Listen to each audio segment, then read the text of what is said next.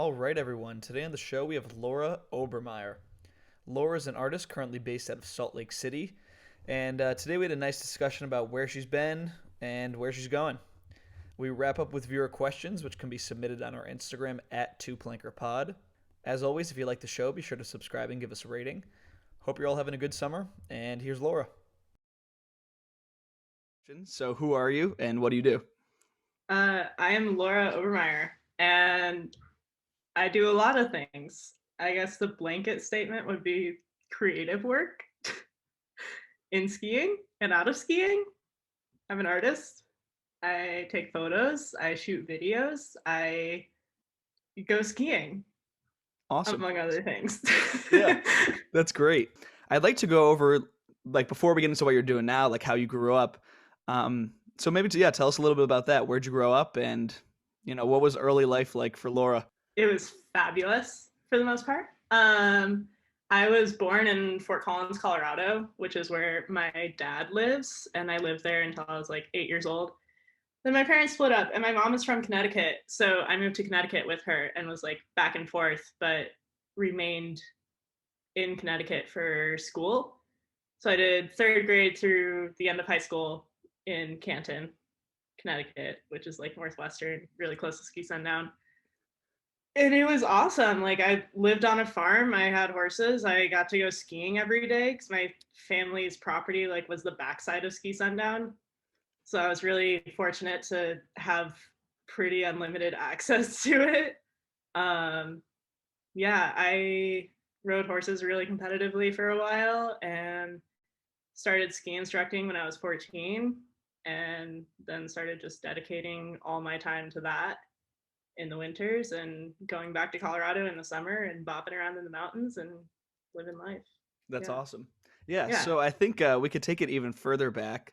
Do you want to give a brief history of Klaus and the Obermeyer name, just so we could lay a little foundation for everyone? Sorry, who? uh, yeah. So basically, my grandfather, his name is Klaus, great guy.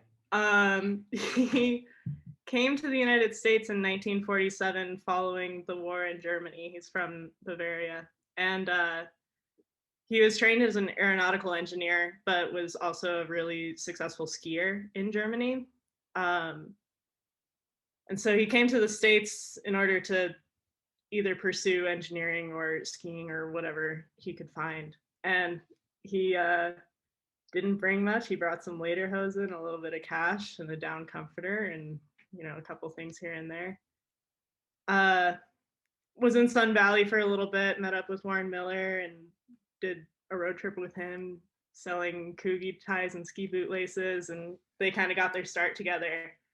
And then he ended up in Aspen, I think that fall.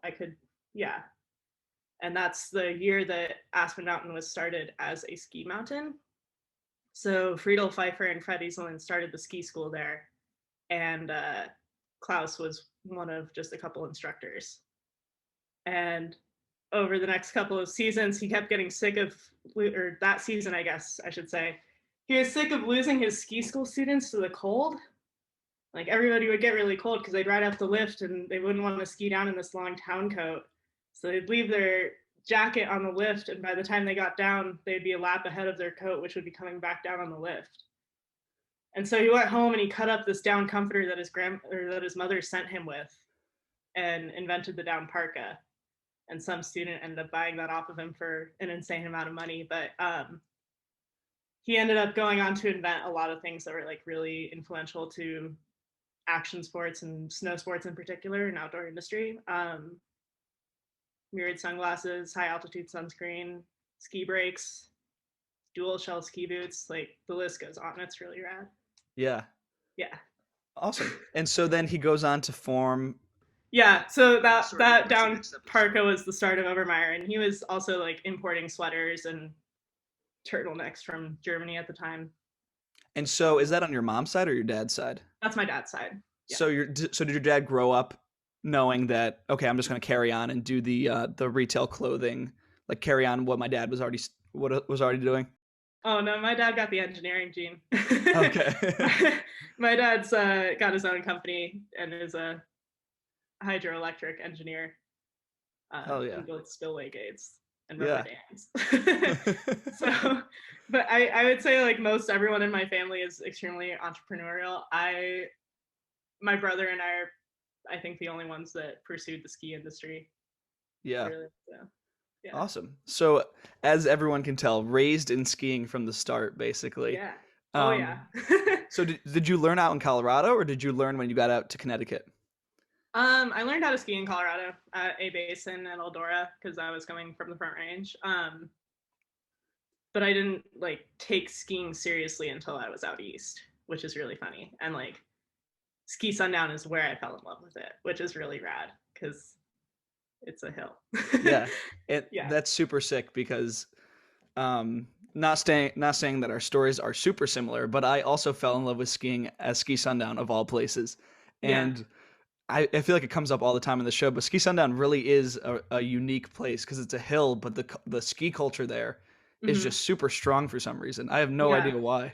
It's a little epicenter. It's fabulous. Yeah. It's a So great hill. so what was your time at Sundown like? When did you take like your photography? When did you start taking your photography more seriously and start deciding like, hey, I kind of want to like do the ski industry thing as a job? Well, I was a junior and I joined the JI program, which is junior instructors, which is like pre-instructor training for people who aren't yet of age to be paid. um, and I then got really close with Jared Moss, who is the former ski school and terrain parks director, and Lori Shield, who's the marketing director. Um, and just got really into it. And I remember that's when I was like starting to pay more attention to like edits and ski culture and stuff. And like there were a few videos and movies that I watched, and I made my first Newschoolers account and just started like paying attention to it more. And I was like, wait, this is the coolest thing I've ever seen. Why doesn't any other sport I've ever been involved with have culture? Like, there's no community with track or any like tennis. It's really sad to me. Um, so I was just really smitten with that. And I was already really enamored with photography, and I always have been. Like, we've always had cameras growing up in my household. Um, and so it's kind of a natural progression to want to take it with me to go hang out with my friends on hill. And um, yeah, I got hurt, I think, my 2015-2016 season. I had a blown knee, and it was just like really traumatic, as all knee surgeries are, and ended up working in the ski shop that season. But that's when it kind of clicked to me that I was like, oh, I really love this. I want to be shooting this. Like, I feel like I can document it in a way that like isn't really being done here. And by here, I meant Ski Sundown. Like, Yeah. there's certainly a much broader spectrum of ski photography, but that was my interest at the time. Yeah. And so who was your crew at Sundown? Like who were the kids that you were riding with at the time? I didn't really have a solid crew. I just skied with like my instructor friends. Uh-huh. I You met just my shot like whoever one of was in my the best park. friends, Megan Sawtell, I met in the JI program, and that's like my longest running friendship, which is really funny. Uh, yeah, I just say like other instructors mostly.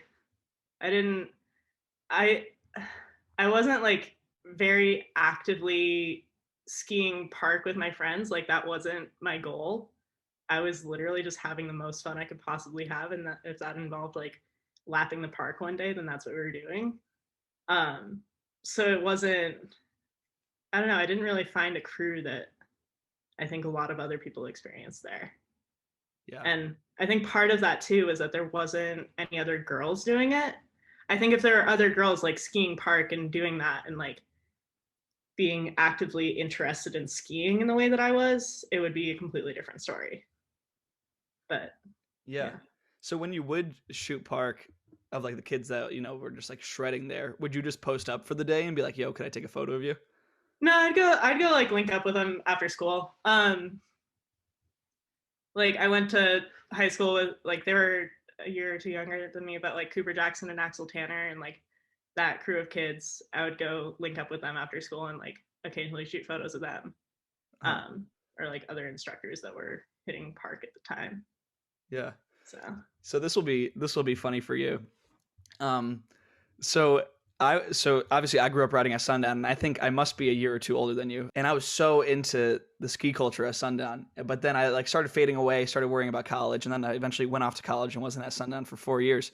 But I remember that when you were first starting out, everyone was like, "Oh, there's this girl Laura at Ski Sundown taking photos." Like I had heard whisperings about you for like years, and then I saw some of your photos on Newschoolers, and I'm like, "Oh yeah, that's cool." Like there's another photographer at Sundown, and then you go on to do all these other things that are super sick, and I'm like, "Oh, that's the same girl from Sundown that like I never met." sick. Yeah. Yeah, It was, I'm really glad that I got to start there. Like, just a good little microcosm of skiing as a whole, I think. It's got so much diversity on who shows up at that hill. yeah, totally. Yeah. So you're growing up in Connecticut, doing high school. You graduate. What's the next step after you graduate high school? 2 days later, I drove back to Colorado with my brother. You were out of there. Yeah, as quick as I could. Yeah, I moved up to Aspen, which is where Obermeyer is based and where my grandparents are and my dad's side of the family is.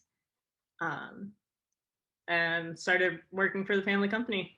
I had and still don't really have any interest in school, um, and felt that what I could do to involve myself with skiing was going to be a lot more beneficial for me at that time. And not just skiing, but like being able to be around my family again and be able to help my grandparents out and learn the ropes of the company a little bit, I thought was a really good idea. And it was. So Yeah. that's what I did. Yeah. So that, just like being in Colorado and being around the ski scene more, also gave me a platform. So that fall, like I started shooting preseason photos at A Basin, and I was like, oh my God, everybody here is so insanely good at skiing. What the hell? And ended up hitting up Newschoolers and being like, hey, I keep getting photo of the day. Can I shoot do tour for you guys? And they were like, yeah, for sure. And so that was like my first initial jump into like shooting professionally for skiing and shooting for Newschoolers was do tour 2017. So sick. And Yeah. so did you know from when you were young that you wanted to work for the family company? Yeah, I think I for sure. Like if it wasn't the family company, like I don't know, there was a phase I went through when I was really little where I wanted to be like an equine neurosurgeon, and I thought that was like going to be my route, was becoming a vet, and that clearly didn't happen. And then I was like, oh, I want to do what my uncle does. I want to be a commercial film director and producer, and that lasted a while. And then I was like, I want to make ski movies, and then that happened. So yeah, it fluctuates. I still don't know what I want to do when I grow up. So Yeah. yeah. And so I do have to ask because I know a couple people who have like a family business that they like kind of grew up into. Did people Mhm. give you a hard time for like kind of having like a path that was already paved? Because I know that some people, for some reason, they see kids that have like the option to join a family business and they're like, "Oh, why would you do that?" It's like, Mhm. why wouldn't you? Like, so did you have a Yeah. hard? People give you flack growing up for that? Not so much growing up. I think that also being in Connecticut, I was like fairly separated from it because the outdoor sports industry isn't as active there. So it's not like kids in school really understood the weight of it. But as I've created my own island within skiing and like created my, like, I'm separate from my last name, and I'm like very careful about that. But I have gotten like a few comments here and there and like nasty messages on Instagram and stuff like every so often. And it's really frustrating because I have worked my ass off to like be where I am and do everything that I've done. And like all of my involvement with the ski industry is on my own accord. Like me shooting for Newschoolers or trying to work with Line or trying to work with Level One is entirely from my own doing. It has nothing to do with the family company. And it's really nice to show up to shoots like that and then have people be like, wait, are you related? And that's really satisfying because like, yeah, I do get a lot of shit for it on the internet. And that's really frustrating because that's not at all like who I am or what I'm doing. Like, I just want to help as many people as I can. And if my grandparents are on that list, then they're on that list. But yeah, I've definitely not gotten a handout that people assume is associated with having a shared last name to a brand. Yeah, totally. And I mean, I wouldn't be reaching out to you to ask to hear your story if I thought that you were just, riding the coattails of your last name, basically. Like you've done quite a bit in the ski Yeah. industry. Um, and yeah, I mean, we could hop back into that timeline. So you shoot Do Tour after getting Photo of the Day when Photo of the Day was like a really big deal because it was super sick back then to get Photo of the Day. And so where does that lead after you like finally do like a shoot on behalf of new schoolers, and like where does that lead you? um, yeah, I don't know. I guess the best way to put it, like, people storm chase, right? They like pay attention to the weather and like follow these storms because they know it's going to be good and they're going to be able to nail it. I guess for lack of better diction, I started event chasing. Like, I just made sure that I was at all the right spots at all the right times. And like, whether that was going home for Christmas around when Tell a Friend tour was happening and then hopping on board with that, or like X Games was always in Aspen, which was like, I could just walk to Buttermilk from my house. And it was just a matter of like, if I could somehow get access to this or get a media pass or sneak in, then I was cruising because all I had to do was get photos. It's not like I was trying to write articles or interview or like film, which is a whole nother can of worms. Like, that's all I was trying to do is just shoot as much as I possibly could and as with many people as I possibly could. And thankfully, like, my friends in Colorado were all really good skiers and really styly and like just great, and let me put a camera on them most of the time. So I was just really proactive about shooting as much as I possibly could Yeah. and chasing it around. Yeah. And with something like Tell a Friend Tour, did you arrange that ahead of time or did you just show up the day of and you're like, yo, I'm here with the camera? I feel like I might have hit up Andy before because I was like, Tell a Friend Tour was my first real exposure to free skiing. And so like Andy knew who I was because I kept going like every year and being like, I'm gonna shoot this. This is the coolest thing ever. And like Jared would let me hop in the cat with him and like help him build. And like I'm still such a fangirl for that tour. um, but yeah, that was like, it just got to the point where I was like, hey, like I'm gonna be around for this window of time. Can I just come to all the stops? And then it switched to him being like, how long, which stops do you want to go to? And like just kind of progress from there. Um, and that's always like one of my favorite things to shoot because it's just like so personal to me, and it's also just such a great thing that we have in skiing. Oh, Shout out totally. Andy, saving the world, Yeah. getting kids stoked. So when you're shooting for like new schoolers and Tell a Friend Tour, for example, at a certain point, do they start covering some of your expenses related to, getting to all these different stops, or are you just working No, as a local everywhere you go? not really. I pay for a lot of what I do out of my own pocket. So I'm like constantly working, which is totally fine because I'm doing what I want to do. Um, yeah, it just depends on who I'm shooting for. Like, the truth of it is that skiing just doesn't have money. But Absolutely. yeah, I get reimbursed here and there, and that's nice. But yeah, most of it's just because I want to do it. Yeah. I love it. So after you move out there, you start shooting. Um, when did you start working for the family company and actually like taking on a proper role within Obermeyer? That was like when I first moved out there. Mhm. I was helping with marketing stuff here and there, and like I took on the role of doing archival work for them. So there's a whole warehouse at the office in Aspen that's just full of like a tangible timeline of American ski history, basically. And it was just sitting back there collecting dust. And so I was gifted the opportunity to create a digital archive of all of it. And I'm still working on that. Like, I'm still pecking away at this incrementally. Um, but that's been really cool because that was like this insane education of where the sport has been, how young it is.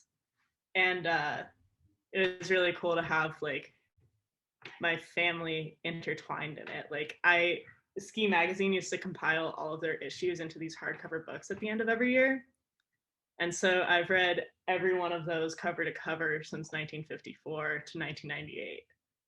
And so I'm just like super hyper aware of everything that's happened, which is really nice. But it's cool to take that and then apply it to like what is happening now that reflects what's already happened and vice versa. Mm-hmm. See where we came from and where we're going. Was there anything that you read in those old editions that really stuck out to you when you read it? You're like, oh my god, I can't believe this. Can't wait to share this. There's a really good article that is ski photography tips for the amateur, as well as ski filming for the amateur, written by Warren Miller. Oh my god.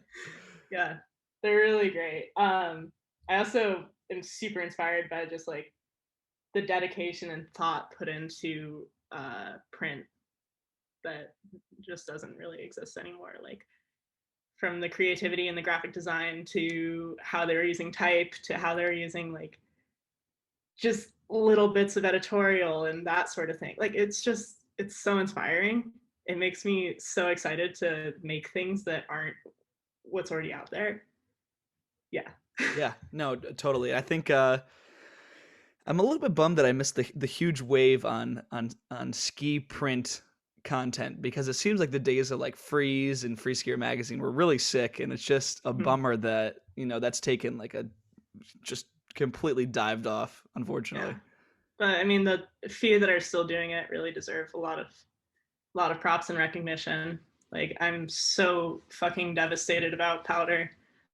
Yeah. And hope that that's a temporary fate, that's not the end of it for real. But yeah, hats off to anybody who's doing it, even just like independent stuff. Like, yeah, there's Down Days is doing great.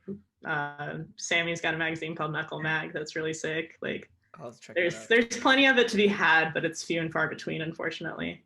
Yeah, that's a bummer. Shout out the Snow Void guys. I like that magazine. For real. I'm a sucker for zines. I need to be making more. Yeah. So you kind of go on that, getting that workflow a little bit, like working for the family company, shooting your photos. What was the next big break that you had that kind of elevated what you were doing? I guess meeting Taylor Lundquist. That happened in January of 2018. So like that same season. She came out to Colorado for a Grand Prix and needed a couch to crash on. So she crashed on my couch and we just hit it off. And then like I went to Utah that February and went and shot at Brighton with her. And Taylor's really special. And there's a lot of athletes that I work with that are the same way, or not even athletes, just people that I work with that are the same way. And that like, if they have an opportunity that they're able to share with those around them and lift other people up, they will. So Taylor just started inviting me on like a ton of stuff. Like I got to go to Wendell's for a week because Taylor was going, and she's like, hey, you want to go? And I was like, absolutely, I want to go. And yeah, like that fall, she had another contest in Stubai, like in Austria. And last minute, it was like, you want to come with me? And I was like, yeah, I do. So I think that was really great. And like, obviously since then, Taylor and I have done a lot of other stuff together, but that was really pivotal in my life at that point and my trajectory with skiing specifically. Yeah. Was Taylor your first friend that was a girl that was a true park rat, or had you, by the time you were out in Colorado, you had met a couple others? Yeah, I had met a couple others for sure. And like, I feel like I've followed kind of the girls park community on Instagram forever. So it's like, I always know who everybody is. I just don't know them in person yet, usually. Yeah, so that was cool to like get out there and like meeting Brooke Potter and just sort of all the girls that were hanging out in Summit County at the time. But yeah, it was really cool. I had met Nadia Gonzalez that season, like just a bunch of really rad ladies for sure. It was cool. It was really cool. Do you ever fangirl out when you're meeting these people for the first time that you've seen on Instagram for years? You're like, oh my God, like I know who you are, but you don't know who I am yet. Dude, I fangirl every time I hang out with my friends. Yes. It's really funny, actually. I thought of this before you were saying, yeah, something about photo of the day. I used to keep a note in my phone that was like cool things I did this year. And I kept it when I was still living in Connecticut because I would be like, whoa, I just went to SIA and I just met the coolest crew of people. Like, I just met everybody from Newschoolers. This is so sick. And I would like write down all of these things in my phone. So if I ever like felt really uninspired or sad, I could just like go look at all these cool things that I did and cool people that I met. And like, I should probably start doing that again. It's a healthy journaling method. But yeah, I used to like write down all the names of people that I met, and I was just like, this just happened. This is insane. Like, I remember freaking out after I met Jyosei Wells at SIA, and like even freaking out over, like I said, the Newschoolers crew, or like getting a photo with Tom Wallish for the first time was really cool. Yeah, Yeah, that's for so sure. funny. And now those are like more or less your coworkers and friends. Yeah, yeah, no doubt. That's super funny. Have you ever told them like, yo, when I first met you, I was absolutely freaking out? Not always. I think it it depends on my relationship to them. Like if I've only met them one other time, then I'm not gonna be like, I think you're so cool. Or I will. Like when I first meet people, I'm always like very like I like to let them know if they've inspired me or like done something for me. Yeah. Like the first time I met LSM, I was like, yo, this like one specific powder cover that you and Ulrich shot has been on my wall since it came out. Like this is insane. You're such an inspiration to me. And like, I don't know, that's a nice thing to hear, I Totally. hope. So I try to make a point of letting people know when they've done good for my life at least. Yeah. I think that's a cool thing about the ski community. It's like I don't know how prevalent this is in like other industries or other sports, but like I think that the ski community is really quick to give props where they're due. You know, like people will Mm-hmm. just come up and be like, "Yo, like I'm super stoked on what you do. You inspire me." And I don't know if like a lot of people hear that in their lives, like people randomly just coming up to them and being like, "Yo, I love what you do. Like you inspire me." That's such a nice thing to hear just out of the blue. Yeah. Yeah. Well, and it's also, it feels good to express it too. Yeah, Like totally. just putting out positive energy will return it to you. So yeah, Yeah, no doubt. I mean, it does you good to be like, be a good person. Mm-hmm. Yeah. Absolutely. So so you link up with Taylor, Mm-hmm. and then how long was it before you guys start cooking up an idea to go to Japan and make an all girls movie? Um, that wasn't my idea. Basically, trying to think. Yeah, I guess it would have been that summer. I had a busy summer. 2018 was a hell of a year for me. Because I went to Hood with Taylor, and then also got to go to Zermatt to help out with Glacier Days a little bit. And Sick. so it was like in the midst of all of that happening, Maddie Jones. I had met Maddie Jones that season too with Taylor. So that was a big moment. I should note that. Um, but Maddie Jones sent me a message on Facebook and was like, "Hey, Brooke Potter and I have been talking about like doing an all girls thing in Japan." And I was like, "Okay, cool. That's like a dream come true. Yeah, tell me more." And she sent me a pitch deck that had all of our names on it and like basically the idea of it. And then at the bottom was just like a big slide about me and how she wanted me to do it.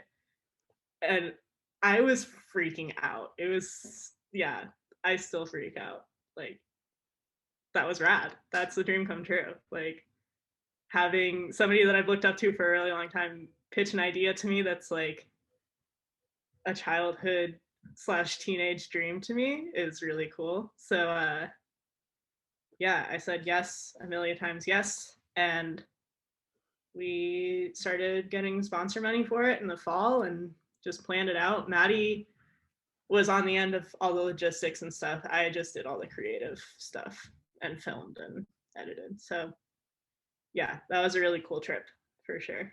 Yeah, And that was that following season. that's awesome. So like 2018 when everything's picking up and everything's clicking, did you ever like just sit back and pinch yourself and be like, "Yo, this whole thing is really kind of going the way that I wanted it to go"? Absolutely, dude. Yeah. I just spent like an entire year of my life just doing nothing but fangirling. Like, um, yeah, it was really cool. I had like a list of all my 5-year goals when I graduated high school, and it was like little things like, oh, shoot photos of the Vishnu team, or like shoot for new schoolers. And it was just this, it was a big long list, and I accomplished it all in that first season. So then I was like, well, shit, what now? Like, Yeah. might fuck around and go make a movie. Yeah. So we did. That's so sick. So, um, yeah, I mean, we could get straight into Japan unless you want to say a little bit about going out to Zermatt. I mean, that seems like a pretty cool trip. How long were you out in Switzerland for? I went to Germany after for a little bit. I think I was in Zermatt with those guys for like a week and a half, maybe. That was really fucking cool.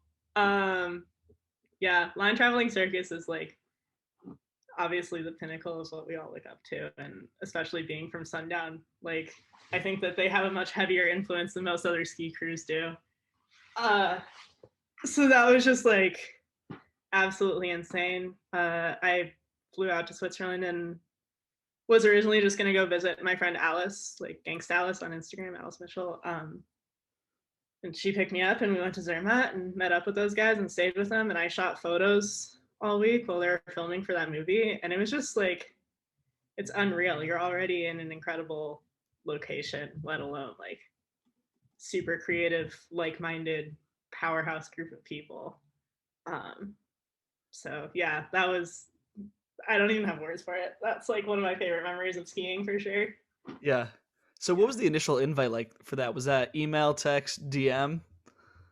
Uh, I was at Copper shooting Line Week like a month or two earlier, and I was like, "Yeah, I'm like thinking about going out to Switzerland this summer to hang out with my friend Alice to Sammy." And he's like, "Oh, come hang." And I was like, "Okay," and then I did. Yeah, I was gonna say because what was your initial reaction when he's like, "Yo, come and hang out with us"? I would be like, just out of my mind, stoked. That's got to be Yeah, surreal. no doubt, no doubt at all. Yeah, it was insane. Yeah, um did they pay you or cover anything, or was it because you were already out there? You're like, hell yeah, I'll show up and just do it Oh for yeah, free. no, I that was all out of my own pocket. I saved up money for that trip. Yeah, Yeah. that's super sick. That's so fun. And jumping way ahead on the timeline, but were the photos from that trip what ended up on the collab that you did with Arsenic? No. Well, yeah, actually. um, yeah, that's an ongoing thing though. Okay. But yes.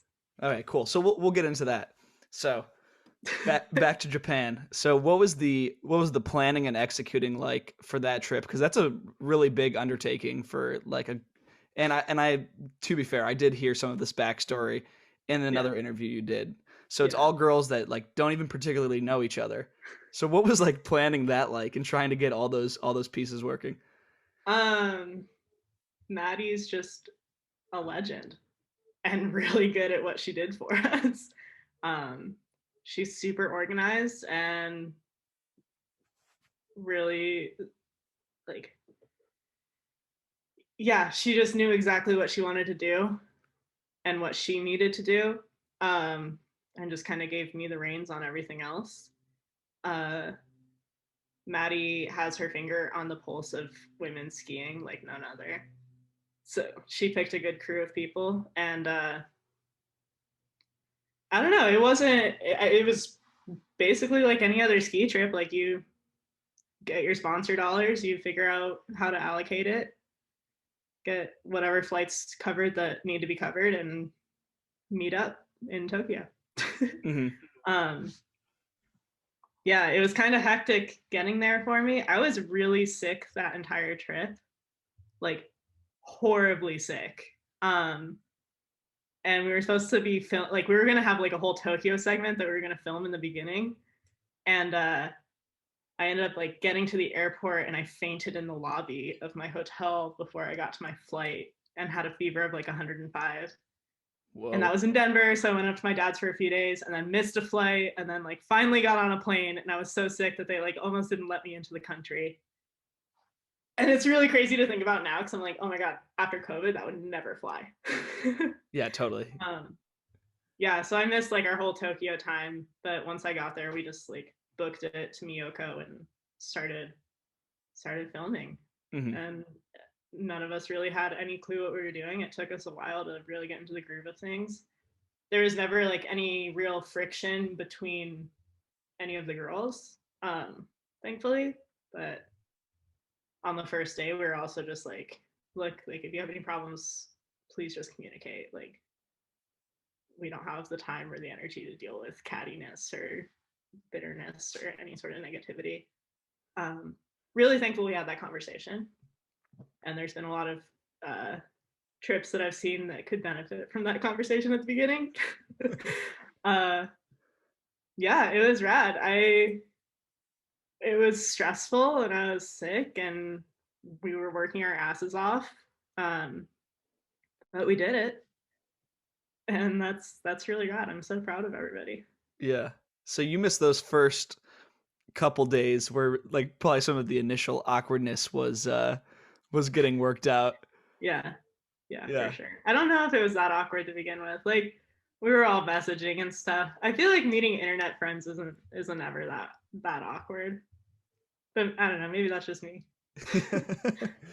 Yeah, I think that's awesome. So you guys do that. And how long was that trip?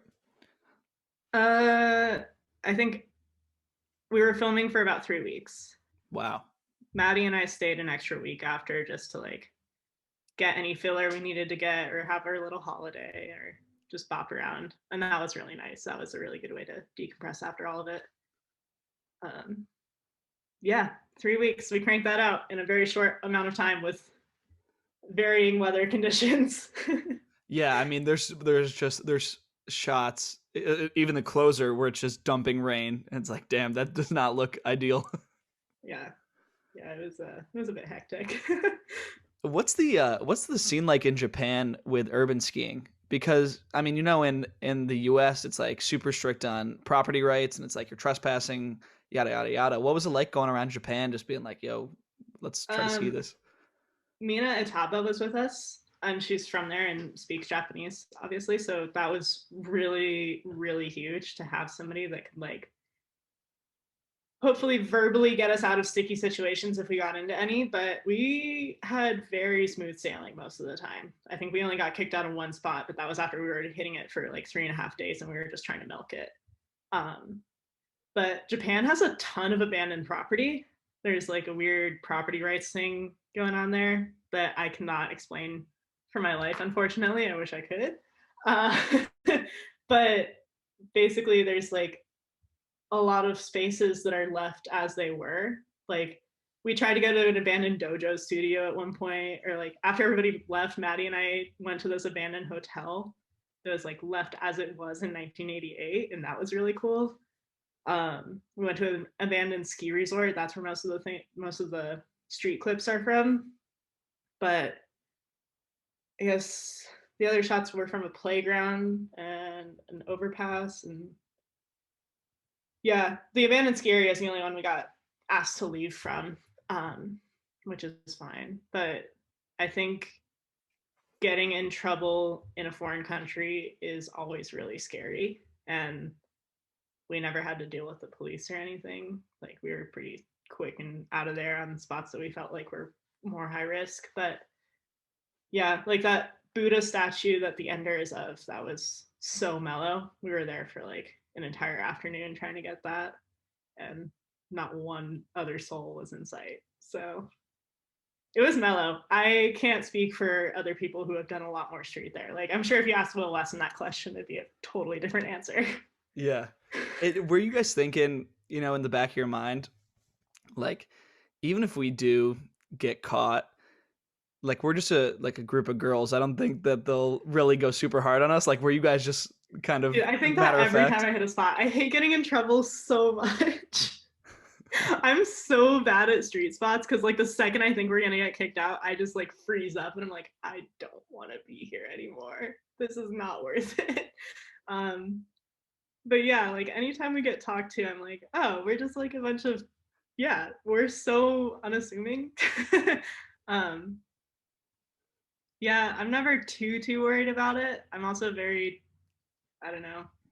I like to think I'm pretty diplomatic when I have to talk to authoritative figures, but yeah, that's just because I hate getting in trouble. And like I've had to kick people off of my own private property multiple times, and like I get it. So yeah, but there's definitely been a few spots that I've like been at where I'm just like, oh god, I really don't want to talk to a cop right now. or ever. Yeah. I mean, that definitely lowers your chances of getting trouble if they show up and you're already leaving before they even say anything to you. Yeah, yeah. And like I don't know. I like to think that I can be charming enough in most situations. Um, so so you're a photographer. So how did you end up doing video for that trip? And like, were you comfortable, like doing the video side of it? Yeah. Um I think video is always a step that I wanted to take. Like they go hand in hand. And I was filming little edits at Sundown all the time. Like I know how to film Uh, to a degree. And yeah, it was just sort of sink or swim. yeah. Like So you weren't a there's total noob. You knew what you were doing behind the lens. yeah, and like I shot it all on my camera that I shoot stills on anyway, so it's not like I was working with foreign equipment by any means, which helped a lot. But yeah, I've watched a lot of videos where I'm like, I like this very specific thing, and I see everything like much more through the lens of art and composition and like how that is going to make me feel because I'm an artist first and a skier second. Um, so I think that that translated really well to video because I was like, I know exactly what kind of detail shots I want. But in the long run, like editing it, I was like, oh, all of these shots are exactly the same and there's no diversity here because I know exactly what I like, but it's not what I need.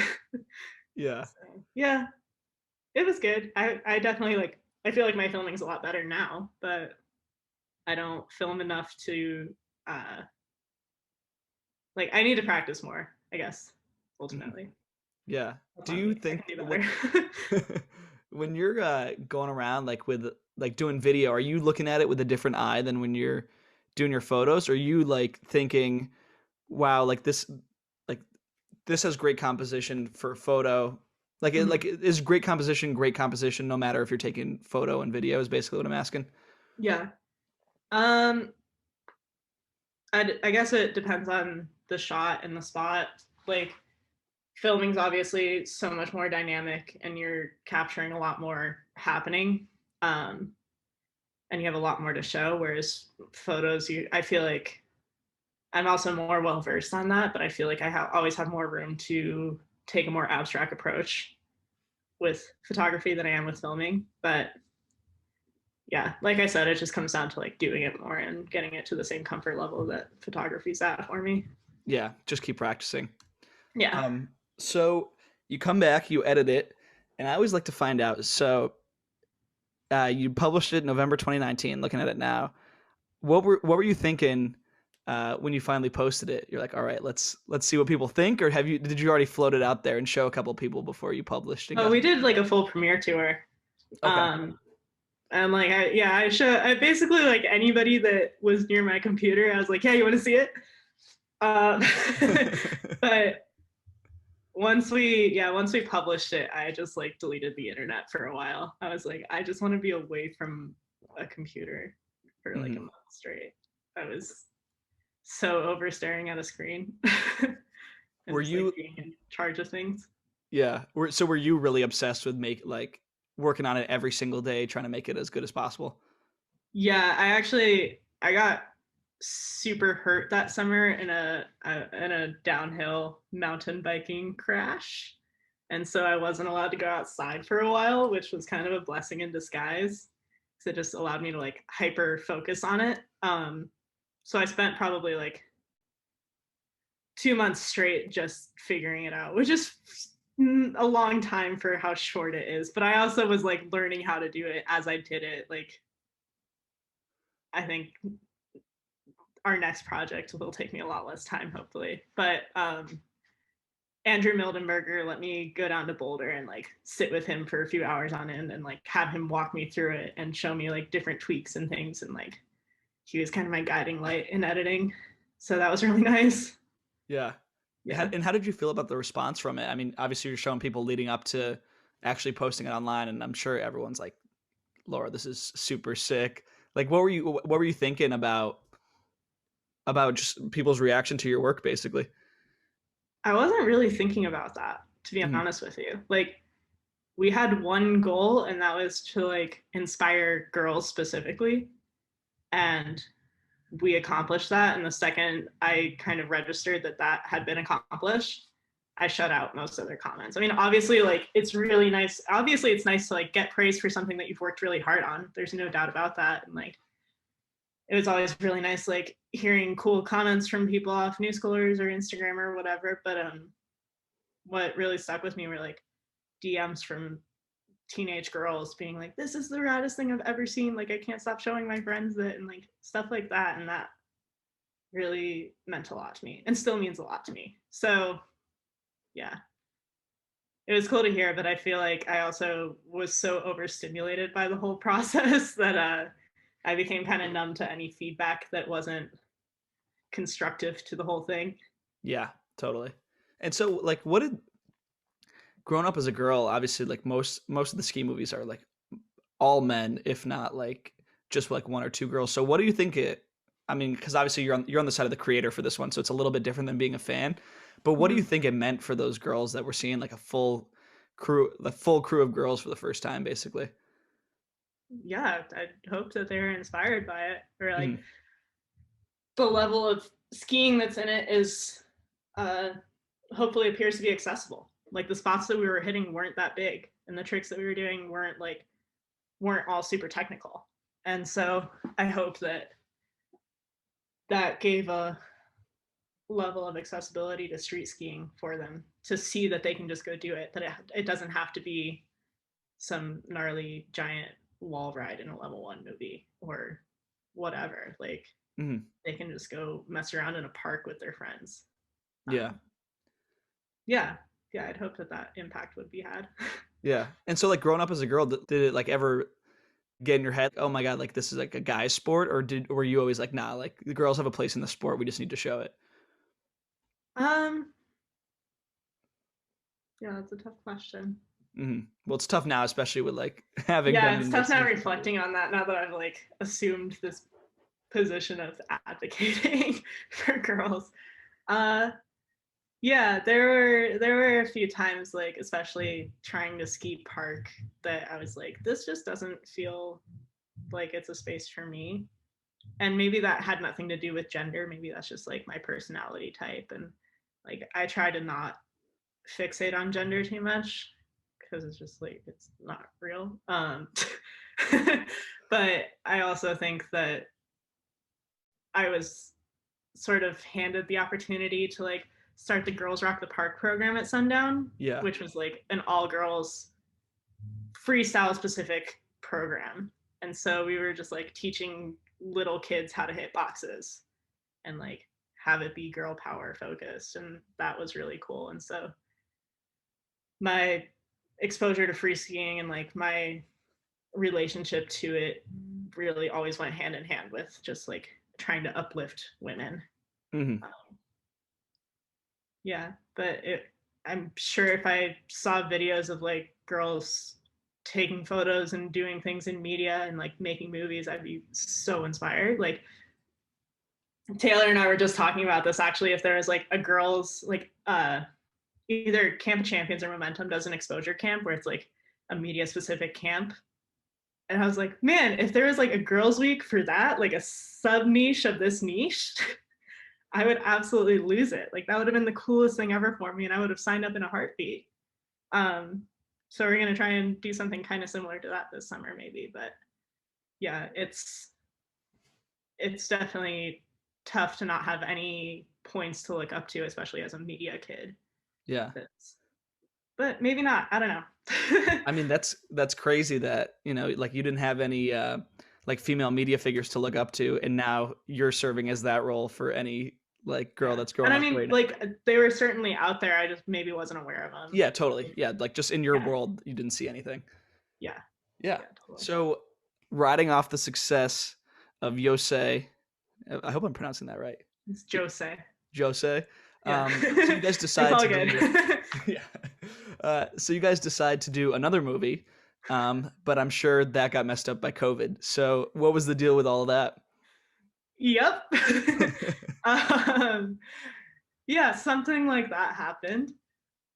Uh, yeah, we started filming. Like I filmed a few street spots here and there, and then our first like big trip that we were doing was at Powder Mountain out here in Utah, and like Maddie came from Australia for it. We had like a couple of Canadian girls come down. We had a crew and we went to Powder Mountain for a week, and then at the end of that week, the world shut down, and we're like, okay, well, time to go home. And I was kind of relieved because I just like I didn't feel like I had it in me. And all I wanted to do is like go to the desert and draw and make art, and that's what we ended up doing for quarantine. um, and then this past season, like again, it's really hard to try and make a movie when like you also don't want to be traveling a ton. I mean, everybody's it's hard to do it if you don't have a set crew and like your little bubble that you're traveling around with. Like there's different ways to do it, but I was also really careful about COVID most of my season, like trying to be super conscious of that. And any of my travels I did really carefully. So like I did a couple trips here and there and got a few clips, but it's tough. You take the amount of girls that want to hit street, divide that by who's within our closed borders, divide that by who's not working, and you don't like it's not able to like, go on a trip and film. Like you have one person that's maybe available for 3 days, and if that 3 days doesn't have a storm or you guys can't make it to somewhere where there is snow, then it's just like it's tough. But thankfully Maddie's working on a trip in New Zealand this summer, and like we've gotten some clips from Mina in Japan, and like we're just kind of mashing together a bunch of stuff. And then I have like a pretty big Canada trip planned for next season, so it'll happen. Just put on the back burner for now. Yeah, but I mean thankfully like all of the sponsors involved are really understanding, and I think also the longer we let it marinate, the better it'll be, because that allows me to kind of hone in on my creative vision for it. And I'm really excited about it right now. And I'm also trying to involve as many like creative people as I can to take that weight off of me. Like I have a designer friend in Denver that's helping me with like the logo and the type and like the graphics for it all, and like animation and motion graphics. And I've got another person that's going to be doing all the audio engineering that is gonna like make an original score for it. So it's like it's gonna be sick no matter what, but it's definitely like I will be presenting it as more of my art project than a ski movie. But I think that'll be a lot better and more genuine to the sort of stuff that I want to be making anyway. Yeah. Do you have an estimated release date on that? General Probably time? not this fall, but the next fall 22. There we go. Because I want to do like I want to do premiere season for sure. Yeah. But I don't know. We'll see. I'm trying to not set expectations, because every time I have, it's been kind of shot down. Yeah.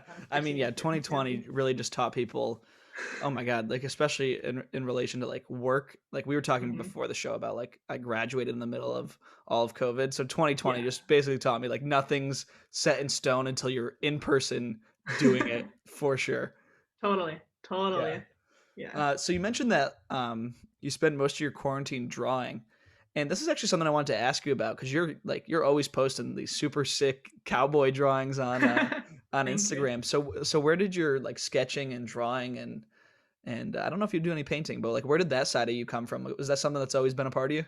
Yeah, I've always done it. I didn't really like publishing it for a long time, and then last year I just decided to focus on it. And then I was like, oh, if I post this, people like seeing it, so I'm gonna keep posting it.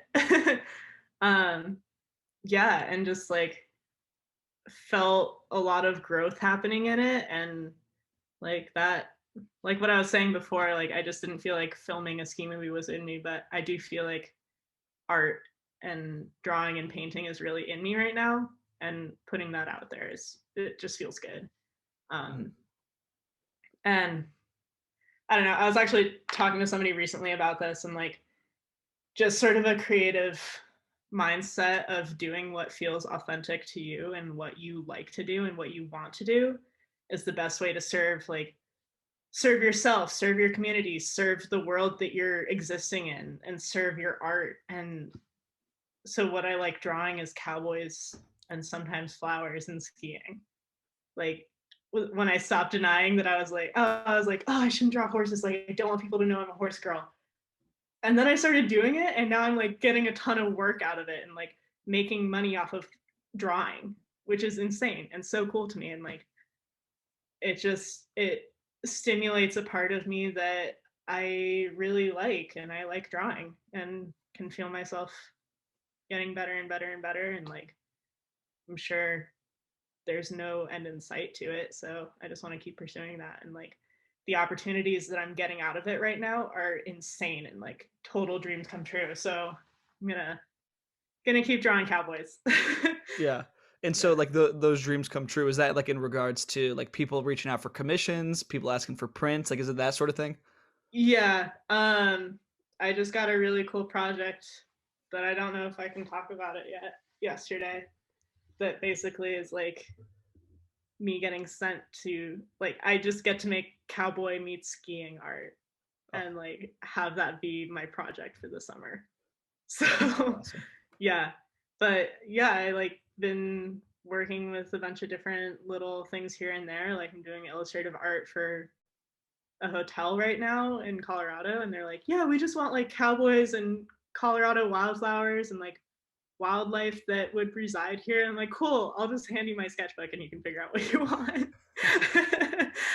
It's awesome. And like, yeah, it's just good exercise. Like being aware of how how your brain works in the sense of drawing specifically, and like that sort of just exercising that muscle of negative space in that side of your brain, I think is really healthy. And the more I do it, the happier I am. So Hmm. yeah. So sick.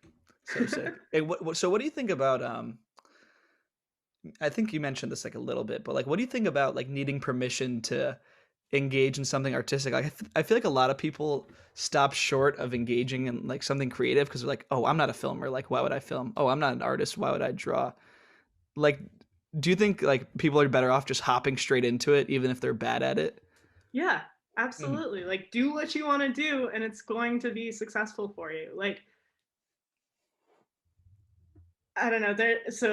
I don't know if you're familiar with who Orville Peck is, I don't but believe so. he's a country western singer that is also like he's just fabulous and wears a mask and like really capitalizes on the vintage western kitsch aesthetic. But anyway, he had a really good interview talking about like how what you do has legs beyond your realm.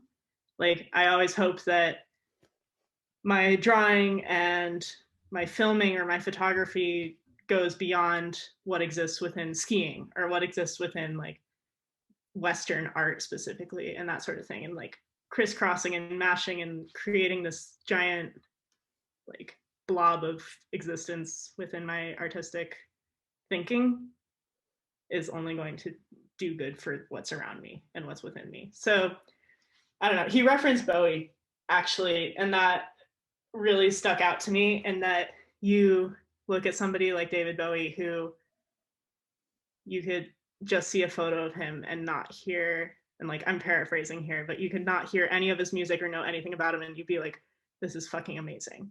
Or you could just read his lyrics and not know the melody, not know what he looks like, not know anything about him, and be like, yeah, this is incredible. Or just hear the melody and not know the lyrics or anything else about him and like still understand the weight of this art. And that's really cool to me. And so like if I feel like what I want to do is express myself through fashion and like get really into fashion and work at a vintage clothing store and like decide that I'm interested in that because I am, then I'll do that. Because like, yeah, at the end of the day, it's all self-expression. Like everything you do is self-expression. And to do that in the most authentic sense you can and the most like genuine and self-realized sense you can is the most powerful you can be as an individual. Hmm. I love Yeah. that. Yeah. And so what draws you to the Western themes? Like you love the cowboys and all and that whole aesthetic. Like what about it? You just drawn to it? I don't know, man. I just like cowboys. Yeah, I really like just true vintage Americana culture a lot, and like I'm really inspired by that. But I think the Cowboys comes from where I was born and like my love for the American West. I also love horses and like grew up around that culture a little bit. And like I did rodeos for a very short-lived period of time. There was a phase somewhere in there in middle school. And like I don't know, I just love the aesthetic of it. And like I'm really inspired by old country western music and storytelling. Like you that's a really big influence on me too when it comes to like making a movie or like a little edit or something, is storytelling. And in my opinion, there's like no greater storyteller than an old Johnny Cash, Marty Robbins, or like Dolly Parton song, right? Like that is just such a beautiful form of art, and I feel like that can translate so well into what I do, even if it's something as small and minute as skiing. Mm-hmm. So yeah, Yeah. I love it. That Love it yeah, a I love lot. that. And so you'll have no problem with me. You'll have no problem with me titling this episode Laura Obermeyer dash Horse Girl. Please don't. All right, we'll leave it a secret that you're that you're one of those girls that gallops through the school hallways. Dude, I would throw my belongings away and enter the wild if you did that to me. I really like, I've always been so apprehensive of talking about it because I don't want to be associated with that, which is so dumb too, because like the hate for horse girls is just, it's just misogyny at the end of the day, and that's so fucking sad. But no, I wasn't like that. I like to think I was pretty cool growing up. Yeah. Well, the funny thing is, like, prior to cars, there was no such thing as a horse girl. Like everyone was a horse person, regardless if they wanted to be or not. Yeah. Like you had to like horses because that's how you traveled. Yeah.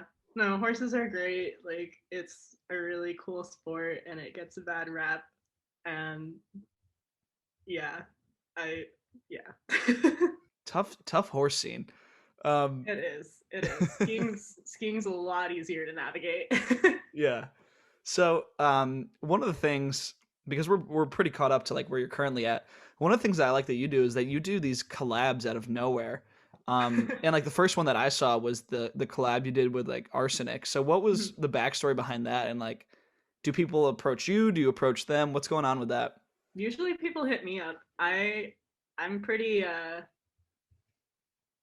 yeah, I'm not antisocial, but I don't reach out to people often. Um unless it's like something I really, really have a vision for. But yeah, Dan and I have been friends for a while, and he was like, actually, the story behind that is that I posted a picture of some art that I did of Mount Hood, and he was like, yo, let's use this for something. And I was like, okay. And we ended up making it into a series. And the first of the series is the Zermatt piece. Um, but that was the original artwork for it. It's pretty different, like different color schemes. And I made the Mount Hood one because it was that same summer that I got hurt, and then I was editing Jyosei. And I was supposed to go to Mount Hood like that day, or like the day after that I got hurt, and then I couldn't. So I was like, well, might as well make some art of it. And I did, and he hit me up about it. So yeah, it usually comes from like the more I put my work out there and put my art out there, the more people hit me up to do stuff with it. So I have some cool things in the on deck for it, which I'm excited about. But, That's so yeah. awesome. Yeah. And have you found that like as of late, like as like the last like 3-4 months, have you been getting more photo work or more drawing work? All drawing work. Yeah, that's crazy. I've barely shot this year actually. Like I had shoots in the springtime. That's usually my harvest season. So I had like 2.5 months of just like back to back shoots, and that was awesome. But then the whole time I was just like, God, I can't wait until I can just like go home and spend 8 hours doing nothing but drawing right now. That's incredible. Yeah. Yeah. So I would say that most of my work, definitely right now in the summertime too, is just drawing Mm-hmm. and illustration. And did you ever expect that you would be in a role where you're getting paid to draw, or is it just another one of those things that you kind of walked into and you're happy you're here now? Yeah, walked into it. I feel like that's most of what I've done. Like I'm so lucky in that that's how things work out for me, but like I said, like put out what's true to you and what you want to do and it'll come back to you. Hmm. And do you So, think that like skiing's accessible in that way, that if you're willing to do it, you'll find a path? mhm, I think so. I mean, I'm really privileged in that that's been the case for me. And by saying that, like that's where I assume the negativity about my last name might come in, but Hmm. I've just been really thoughtful about where I put my time and energy and who I try and spend my time around and work with.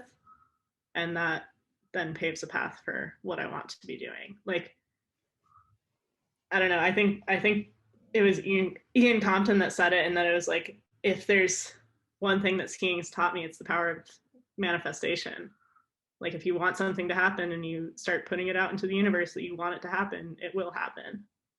And I fully believe that now, just because like that's been the case for me. So yeah. I think that as long as you're not immediately concerned with making a ton of money, anyone can work in skiing. Like as long as you're willing to kind of like eat shit for a couple of years and like live below your like live below your means and just like go from Mm-hmm. couches or living in a van. I think anyone that wants it enough can do it. It has nothing to do with where you came from, unless like you have to provide for other people. Like then you need a job that pays. Yeah. Yeah. And I mean, it also like, I think where you are affects it a lot. Um, like I moved from Aspen to Salt Lake in December, and being around such a different group of people has only benefited me. Like Aspen specifically is great and I love it there a lot and I miss it a lot, but the social scene there does not match up with like what I need and what I'm trying to do.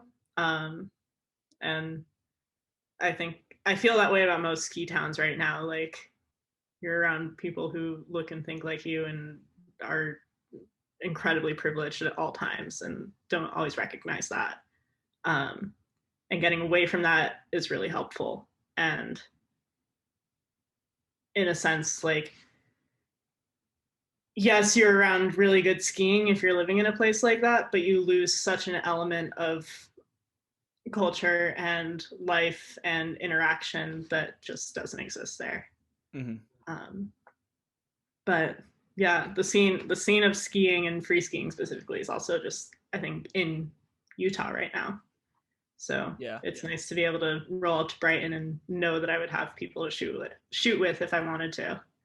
Yeah, I think everyone's been priced out of Colorado for the most part. Like it's just Mhm. too expensive to live in a ski town. Like I'm sure that Aspen doesn't have a really gritty community of people bumming it. Like Yeah, yeah, totally. it's pretty much just people that are already established and have like their lives put together. Hmm. Well, it's really tragic. Like you look at the housing crisis that's happening in Jackson Hole or Crested Butte or literally any other ski town, and it's devastating. Hmm. It's really hard to watch. So But you're out in Salt Lake right now. Are you just visiting someone? Or are you trying to move out there? no, I live here. Oh, you live out here. Okay, cool. Yeah, yeah, I moved here in December. So last time I heard an interview with you, you were talking about how like you have no friends out in Aspen. So has your social circle taken like a complete 180 and like now you're doing stuff all the time with people with your friends? I had friends in Aspen. I shouldn't say I had no friends in Aspen. I had my little ski gang. Um, yeah, for sure. I'm also just like I said, I'm pretty elusive. I'm so bad at hitting people up to hang out. But yeah, definitely much happier being around like all my best friends that I made over the years. Like just a healthier environment for me. It's also way easier to like meet people here and a lot more young people here, and that's cool. Um, and also non-skiers, which is really cool. Like I can only talk about skiing with people for so long before I'm like, okay, Hmm. there's other things happening in life. Yeah, yeah.